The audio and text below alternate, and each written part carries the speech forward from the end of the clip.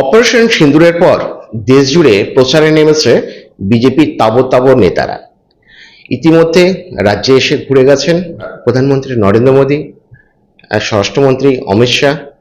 এই যে প্রচার বিজেপির, এই দেশত্ববোধ বোধ জাগানোর নামে, এটা কিভাবে দেখছেন সেটা জানতে আমরা চলে এসেছি বর্ধমান দুর্গাপুরের সাংসদ কীর্তি আজাদের কাছে। नमस्कार, मैं स्वागत জানাচ্ছি। अच्छा, मैं कीर्ति जी, ये जो प्रचार चल रहा है आपका बीजेपी के तरफ से सिंदूर को लेकर, ये कैसे देखते हैं आप? दर्दनाक है और शर्मनाक है जिस प्रकार की वक्तव्य माननीय प्रधानमंत्री जी देते हैं या अमित शाह देता है, यह शोभा नहीं देता। दुनिया के सबसे बड़े लोकतंत्र भारत के प्रधानमंत्री और गृह मंत्री और उसके साथ में विदेश मंत्री जयशंकर अटैक के पहले, सिंदूर के आक्रमण के पहले जो आतंकी जगहों पर इन्होंने किया था, उसके आधा घंटा पहले जयशंकर ने बोल दिया हाफिज सईद जैसे लोग भाग गए, उसका परिवार तो खत्म हो गया लेकिन वो भाग गए। इसके लिए कौन जिम्मेवार है, ये तो पूछना पड़ेगा ना। और जिस ऑपरेशन सिंदूर को लेकर देश भर की पार्टियां, विपक्ष पार्टियां, उसमें से खास करके तृणमूल और हमारे सबसे बढ़िया वक्ता, हमारे ऑल इंडिया साधारण संपादक तृणमूल के अभिषेक बैनर्जी की बहुत सराहना हुई है। जिस प्रकार से उन्होंने देश का समर्थन किया है, सेना का समर्थन किया है विदेशों में जाकर, और फिर अमित शाह यहां आकर बोले कि ममता बनर्जी ऑपरेशन सिंदूर का विरोध कर रही है, तो इससे बड़ा दलाल देश का कौन हो सकता है अमित शाह से बढ़कर। इन्फिल्ट्रेशन ममता बनर्जी करा रही है। अरे इन्फिल्ट्रेशन तो कश्मीर में भी हो रहा है। और सीमा किसको देखना है? तुम्हारी केंद्रवानी ही बीएसएफ ही देखती है ना। तुमसे यहां संभलता नहीं तो तुम यहां ममता बंदोपाध्याय का नाम ले देते हो। जम्मू कश्मीर में भी तो हो रहा है, तो वहां मनोज सिन्हा का नाम लो। मनोज सिन्हा तो तुम्हारा ही गवर्नर बैठा हुआ है इतने सालों से। तुम्हारे इंटेलिजेंस को क्या हुआ? पुलवामा में 250 किलो आरडीएक्स आया, 40 वीर सैनिक शहीद हुए, वीर गति को प्राप्त हुए। आज तक हमको मालूम नहीं आरडीएक्स कहां से आया। क्या यह सच नहीं है कि जिसमें आरडीएक्स आया था वो गुजरात की गाड़ी का नंबर था? लेकिन ये सब चीज कोई बोलता नहीं है। इसलिए जब कभी भी इस प्रकार का वक्तव्य नरेंद्र मोदी दें, अमित शाह दें, जयशंकर दें, रक्षा मंत्री दें, बड़ा निंदनीय है। इनको सिर्फ देश को विभाजन करना है, राजनीति करनी है, इनको सरकार चलाना नहीं आता है। यह दुर्भाग्य है। सिंदूर के अंदर और भी मुद्दा है। कर्नल सोफिया कुरैशी, आप वो विजय शाह मंत्री हैं, वह बोलता है कि आतंकवादियों की बहन से हमने आतंकवादियों को मरवाया। यह भाषा उचित है क्या? आज तक प्रधानमंत्री ने बोला क्या? आप बैठे यहां पर तृणमूल कांग्रेस को, ममता बंदोपाध्याय को आप आकर उल्टा सीधा बोलते हो। कमजोरियां आपकी हैं, छुपाना आप चाहते हो, लेकिन आज तक आपने, और खास करके रक्षा मंत्री, defence minister colonel Sofiya Qureshi तो आपके मंत्रालय के अंतर्गत ही आती है ना, हालांकि इंडिपेंडेंट है। आपने क्यों नहीं कुछ बोला? सिर्फ इसलिए क्योंकि वो आपके धर्म के नहीं है क्या? आर्मी में क्या हम जैसे खिलाड़ी या कलाकार, क्या उसकी जात या मजहब होता है क्या? हम तो देश के लिए है ना। और तो कर्नल सोफिया कुरैशी तो देश की कर्नल है ना, उसको बुला के आपने बिठाया ना, आपने मास्टर स्ट्रोक किया ना, बीजेपी ने मास्टर स्ट्रोक किया ना। लेकिन हाथी के दांत खाने के और दिखाने के और। क्यों नहीं विजय शाह को पकड़ा?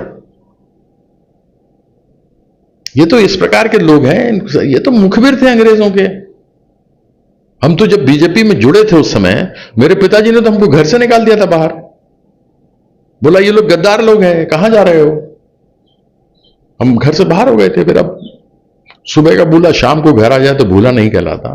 तो प्रश्न तो बहुत हैं बीजेपी से, जिसका जवाब ये नहीं देती। ओवरऑल जो यहाँ पर प्रचार शुरू किया है बीजेपी इस मुद्दे को लेकर, आपको लगता है 26 तक जो इलेक्शन है, स्टेट इलेक्शन है, उसको और जारी रख सकता है इस प्रचार को? नहीं, ये जो डेलीगेशन गया है विदेशों में, ये किस लिए भेजा है? क्योंकि यह लोग बुरी तरीके से पराजित हुए हैं। अन्यथा ये डेलीगेशन भेजते हैं, ऑल पार्टी डेलीगेशन भेजते हैं। मैं ये जानना चाहता हूं कि हमारे अखबारों में तो कवर हो रहा है, जो लोग गए हैं बाहर, टेलीविजन पे भी दिखा रहे हैं, इनका एक वो गया हुआ है, एजेंसी गई हुई है जो सबको देती है और लोग सबको टेलीविजन पे दिखाते हैं। मुझे बताइए विदेशों में कितना कवर हुआ? गयाना ठीक है, अच्छा देश है, उसमें अधिकतर भारतीय हैं, वह कितना सा देश है? दुर्गापुर का आधा साइज भी नहीं होगा। यूएसए में क्या हुआ, कनाडा में क्या हुआ, साउथ अमेरिका के देशों में क्या हुआ, इंग्लैंड में क्या हुआ, कहां कवरेज है? अंतर्राष्ट्रीय स्तर पर कवरेज तो आना चाहिए। और रशिया ने आपको छोड़ दिया, जो रशिया साथ में था आपके। आज 22,000 करोड़ का वो रक्षा सौदा कर रहा है पाकिस्तान के साथ। वो रशिया जो आपके लिए खड़ा था 1971 में, जो 7th फ्लीट 7वां बेड़ा अमेरिका का आया था, उसके सामने खड़ा हो गया था जब बांग्लादेश को हमने अलग किया था पाकिस्तान से। वो आपके विरुद्ध। कहां है ये देश? कहीं पर जाकर जो विदेश नीति है सरकार का, ये काम नहीं कर रहा है, आप बोल रहे हैं। अरे विदेश नीति तो विदेश मंत्री को चलाना चाहिए, चलाते नरेंद्र मोदी हैं। My friend Donald, my friend Putin, कहां है सब? इंग्लैंड कोई आपके साथ में नहीं। जो पाकिस्तान को ब्लैकलिस्ट कर दिया गया था कि इसको कोई इंटरनेशनल मॉनेटरी फंड नहीं मिलना चाहिए, वो ट्रंप बोलता है कि मैंने सीज फायर कर दिया, लेकिन जबकि द्विपक्षीय है, हमारे बीच में कोई तीसरा आदमी आ नहीं सकता। एक बार नरेंद्र मोदी ने बात नहीं कही, और जैसे ही सीज फायर करवाया, ट्रंप जो कह रहा है, सीज फायर कराने के एक दिन के बाद इंटरनेशनल मॉनेटरी फंड से पैसा मिल गया। क्यों दिलवाया अमेरिका ने? क्योंकि आधे से ज्यादा पैसा फिर रूसी से खरीदेगा हथियार, उससे हथियार खरीद करके लाएगा। तो अमेरिका को तो दोनों हाथ में लड्डू है। और फिर ट्रंप क्या बोलता है? 2 great Nations, India and Pakistan. इतना भी सम्मान नहीं नरेंद्र मोदी जी हमारे देश के लोगों के लिए। अभी देश का दिग्गज नेता है, आपको क्या लगता है क्या करना चाहिए था इस टाइम, क्या होना चाहिए हम लोग का विदेश नीति? अरे इस समय तो बहुत बढ़िया मौका था पाकिस्तान ऑक्युपाइड कश्मीर लेने का। घुस जाती है हमारी सेना अंदर। हमारी नौसेना, नेवी खड़ी थी ना कराची के बाहर। ब्रह्मोस ने क्या किया आपने देखा ही, अग्नि ने क्या किया। यारखान एयरपोर्ट जो था इस्लामाबाद में, उसको समाप्त कर दिया। आराम से हो सकता था, बलूचिस्तान को अलग किया जा सकता था पाकिस्तान से। अंदर घुस करके मारते खत्म कर दे। इजराइल ने सुना किसी का? दुनिया भर बोलती रही। वह तो थोड़ा अलग है, वहां उसके लोग भी मारे गए थे। जबकि एक बात स्पष्ट कर दें कि हम लोगों ने फलस्तीन का सदैव समर्थन किया है, लेकिन जब पैसा दिया जा रहा था तो न इजराइल ने रोका, चाइना ने तो रोकना ही नहीं था, न रशिया ने रोका, न ही अमेरिका ने रोका, नहीं आपके दोस्त फ्रांस ने जो रोका, जिससे रफाइल लेके आए। हमारे रफाइल के बारे में अभी जो कमांडर डिफेंस, वो जो है chief of the defence staff हैं, उन्होंने जाकर के कहा कि पहले 2 दिन तो हम हार गए थे, उसके बाद हमने किया, हमारे क्यों गिरे हवाई जहाज, इसके बारे में सोचा। वो भी विदेश में जाकर बोल रहे हैं, देश में बोलना चाहिए था पहले।